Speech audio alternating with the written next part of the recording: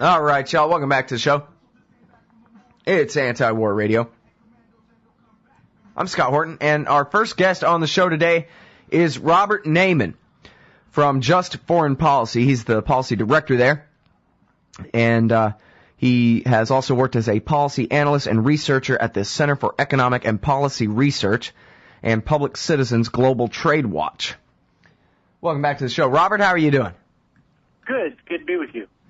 Well, good. I'm happy to have you here. This one is at Common Dreams. It's called Yes, Virginia. We can do something about the drone strikes. Come on, something about the drone strikes. I should also mention real quick that Robert has an extensive archive at the Huffington Post that you guys ought to take a look at as well. Something about the drone strikes. All right, first of all, which drone strikes and what about them is the big news lately. Fill us in just to catch everybody up in case they took the last week off or something, and then we'll talk about who can do what. Well, the big news of the last week was that there was a major expose in the New York Times of the drone strike policy.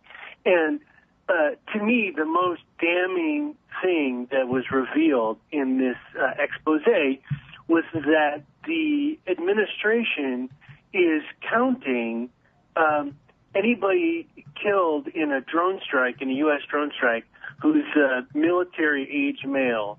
The administration is counting that person as a combatant. And this explains or at least, goes some ways to explaining the major discrepancy between what the administration has been saying about civilian deaths and civilian casualties from drone strikes and what outside groups like the New America Foundation and the Bureau for Investigative Journalism have been saying about deaths and civilian casualties in drone strikes, particularly in Pakistan and Yemen. So this is a definition of combatant, which is a complete innovation in world history. It's something that the CIA has put forward and the administration has adopted. And to me, this is the scandal that should attract the center of scrutiny. Because regardless of what you think about the administration having a list of people to kill in Pakistan and Yemen, and there's a lot to be said about that. Like the international law, U.S. domestic law. How is this legal? How is this constitution? But whatever one thinks about that, to me, it's a much bigger scandal is that they're killing people who aren't on any list. And this is a direct contradiction to what the administration has put out publicly. They've spoken very little bit about this publicly, but when they have spoken about it, President Obama in January and John Brennan, the president's counterterrorism advisor, more recently, they've said, this is a very narrow thing that we're doing. We're just we're just killing people on a list. Again, regardless of what you think about that, it's not true. They aren't just killing people on a list. They're killing people who are on no list. And then after that saying, oh, well, they must be bad guys because, what were bad guys doing there? And, they're military age men, therefore they're combatants. So, this is terrible news, but the silver lining, or, the positive aspect of this is at least now there's something in the open to talk about. A huge reason why there hasn't been more controversy around this policy in the United States is that there hasn't been any reporting, or hasn't been much reporting. And a key reason there hasn't been much reporting is because the administration has been so secretive. So you can't be mad about something if you don't know that there's something to be mad about. And finally, the key information about this program is getting out into the press. Right. And now, what's interesting, though, Marcy Wheeler pointed out that, in essence, really, this was a PR stunt, that they were getting to the point where the people knew that there was a secret kill committee up there, but we didn't know anything else about it, really. We knew that they'd targeted American citizens already. And they decided that, you know what, we need a PR thing here. So they put this piece out. I mean, the Times said they had 12 administration sources for it, right? It was an NSC project from the beginning. And then she said, describing as a limited hangout, basically said, see, this is all about reinforcing the myth that, don't worry, someone's driving this thing. That rather than just a bunch of JSOC and CIA guys mass murdering people hither and yon, that, oh, don't worry, your dear leader, the Philosopher King, is signing off on each one and taking responsibility and all this kind of thing. So as bad as it was, this was the limited hangout to try to restore confidence in the process of what they're doing here, Robert, it looks like. Well, I think that's part of the story, but it's not the whole story. There's multiple things going on. First of all, if you read the whole New York Times article, and if you're a person that cares about innocent human life, it is not a vindication of the policy for the reasons that I just said and others. That you find out if you read the article that there are people being killed and classified as combatants that, most people would be like, what? Military age males, that's combatant, that's your evidence that they were in the wrong place at the wrong time. And it's important to recognize that there is division about this policy inside the administration. Some of the administration officials, quoted in the New York Times article, are deeply opposed to the policy. And so they're being cited in this article as no vindication. They're saying no vindication. They're saying we oppose this policy. We're complaining to the White House that this policy is wrong. And so again, it's not the whole story of the New York Times article. Now, clearly, part of the story, there's multiple things going on. So one part of the story is that President Obama is running for re-election. He's being attacked by Republicans for being a weakling, as they always do, regardless of what the reality is. And so clearly, a lot of people are going to see this and it's like, yeah, President Obama, he's a tough guy. He's killing these people. So that's one part of the story. Another part of the story is that the administration is under pressure from the ACLU, from the Center for Constitutional Rights, from there are court cases going on. They have been under pressure for some time to share more information about this. And another part of the story, as I said, is there is opposition to this policy in the administration. There is concern about this policy in Congress. Until now, unfortunately, members of Congress have not been willing to speak up about this on the record. You see in news articles, some members of Congress are concerned, but you never see, Mr. So-and-so, member of Congress, was willing to say publicly, I'm concerned about this. This has started to change.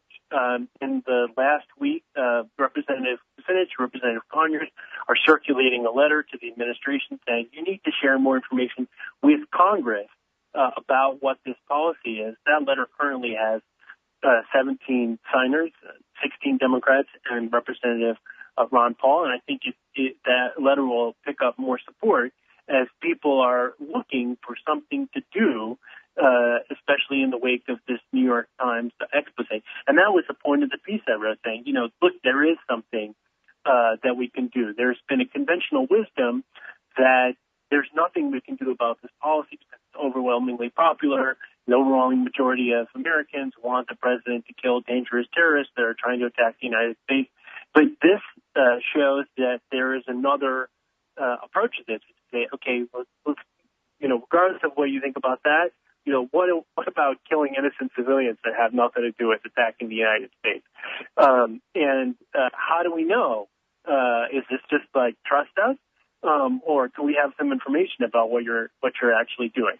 So this is what these 17 members of Congress are doing, hopefully soon to be joined by many more, pressing the administration to share more information about what it is exactly that they're doing. All right, we'll have to hold it right there and go out to this break. It's Robert Naiman, Policy Director at Just Foreign Policy. He's got this great piece. Yes, Virginia, we can do something about the drone strikes at commondreams.org today. Check him out also at justforeignpolicy.org and huffingtonpost.com. We'll be right back after this. It's Anti-War Radio. There's nothing that can stop us but stopping itself. More or less, writes Robert Naiman here at Common Dreams. Yes, Virginia, we can do something about the drone strikes. Here's what he says. If 10,000 Americans would write to their members of Congress, urging them to sign the Kucinich-Conyers letter, Paul, too, we could get 40 members of Congress to sign it. If we could get 40 members of Congress to sign it, the Beltway media would report that members of Congress are complaining about civilian deaths from drone strikes. If we could get the Beltway media to report that members of Congress are complaining about civilian deaths from drone strikes, the conventional wisdom that there's nothing we can do about it would be dead. Blammo. There it is. So, according to Robert Naiman, people, you have the power, and that's not just some myth, but it's something very real. Convince us, please. I like the way you write, but are you really right that some letters can make some congressmen do some things that'll get it on TV, that'll change the political conversation in America, change the way people understand this drone war, Robert? Yes, absolutely. I think a lot of people don't have a hard time seeing how we get from A to B, because they don't see the path. Right now, the majority of Democrats in the House and half of the Democrats in the Senate want to end the Afghanistan war, pretty much today, certainly this year. Well, you go back a couple years and you look what happened in the Senate, there was one guy, Russ Feingold, saying, hey, we need to draw this to a close. So there's a way that you get from A to B. It starts with a handful of members of Congress being willing to stand up and say, hey, this is the wrong policy. We need to turn around. Until now, there has been no members of Congress willing to stand up and say, hey, this drone strike policy is the wrong policy. We need to turn around. So now there are 17 members of Congress, and there's a bunch of other offices looking at this letter. So this is how it starts to turn. It starts to turn by people contacting their members of Congress and saying, yeah, I'm concerned about this. Okay, yes, it's true. Some months ago, the Washington Post did a poll and asked people, hey, how do you feel about the administration's policy of targeting terrorists with drone strikes? Well, that was wildly popular. Of course, it's a pig and a poke. Oh, you mean like killing Osama bin Laden? That's popular. Well, now, we're in a new situation because information is coming out indicating that something else is going on. And I'm sure if that poll went back and said, hey, how do you feel about the U.S. government killing innocent civilians with drone strikes? I think you'd get a different result. So the opening is, a bunch of members of Congress saying, hey, we're talking about something else here. We're talking about the U.S. government killing innocent civilians with drone strikes, and there's no accountability. There's no scrutiny of this. And we need to get, the administration needs to come clean with Congress and the American people about who's being killed in these drone strikes. And if you got, 40 members of Congress willing to stand up, sign their names, now you've got a different political reality that the press will start to report on, and you change this dynamic where people think, oh, there's nothing that we can do about this. Mm-hmm. Well, back when I was a minarchist, before I ran out of excuses, I used to think along the lines of political reality a bit more, maybe, like what could be done. And that's what I always figured then was if there is a saving grace here at all, it's the House of Representatives, 435 little House districts across the country. If people really want to get organized and really want to tell Congress people that we demand this of you or you're fired and we will make it so, that it can be a credible threat. If people just get their act together, they can make congressmen do things. Problem is, people just usually don't have their act together. It takes, something like this, where you go, you know what, here's this one issue where all these people from across the country can inundate Congress on this thing and let them know that actually they'd be better off. They'd have more support if they turned against the policy. Because as Ron Paul was saying in the context of some of these internet regulation bills, these congressmen, they don't believe anything. They don't know anything either. But what they do know is if their staff comes up to them and says, whoa, boy, are we being communicated with over here, and boy, are the people against this, that, or the other thing, that they hear that loud and clear, because it's the only thing that matters to them is their own fortunes. Well, I would say that's part of the story. I mean, the other part of the story is, members of Congress are political people. That's how you get to be a member of Congress.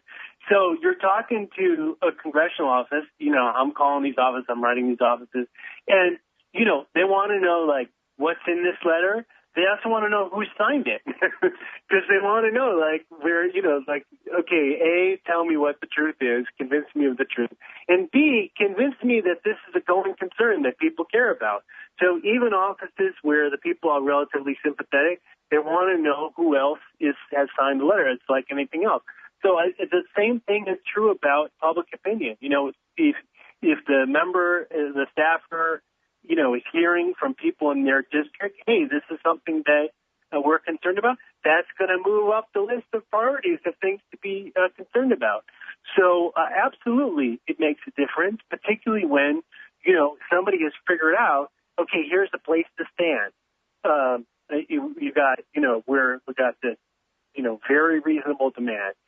Dear administration, you need to talk to Congress about what you're doing and give us information. We see the stuff in the press about civilian casualties. We see stuff in the press about so-called signature strikes that attack people you don't even know who they are. You need to talk to Congress about this. That is the first step to getting control over this policy. All right, and now, so what exactly would you suggest that people focus on in their article? I was thinking that one thing they could mention maybe might be helpful would be to invoke Dennis Blair, who was the former, just now, a year ago, he was the director of national intelligence and came out saying he thought this policy was just getting us nowhere fast. Yes, I think that is very important. I think that, anything that references insiders is something that turns people's heads. So absolutely, Dennis Blair, and the fact that it's been reported now in the New York Times and in the Washington Post when on the reporting on the expansion of drone strikes in Yemen, that senior administration officials are opposed to this policy. I think that is absolutely key. Senior government officials that are in the Obama administration that share the same, overall goals of, defending the national interest of the United States, they don't believe this policy is in the end. First of all, believe it's immoral and wrong.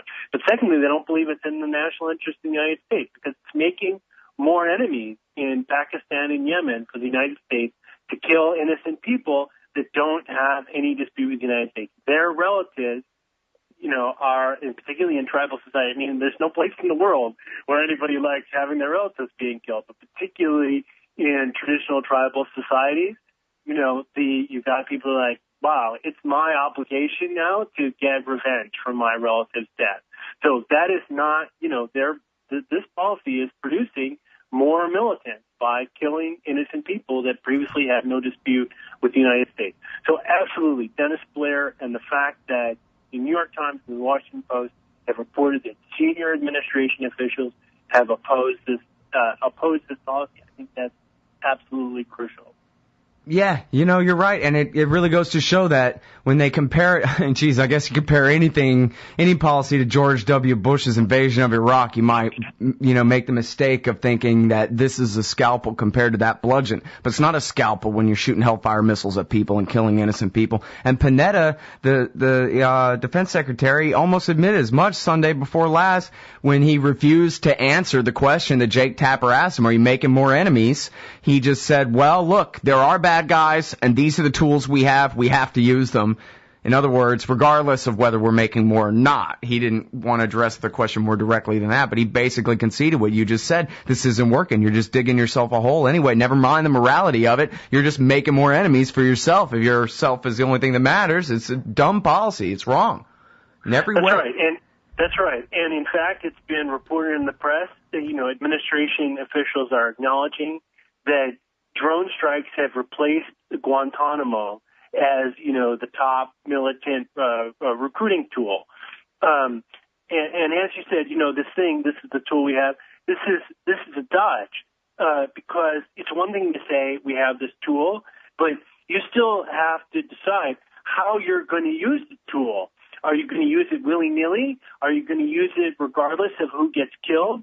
Or are you going to be more careful and say, we're only going to use this tool in a very extreme case where we have no other alternative?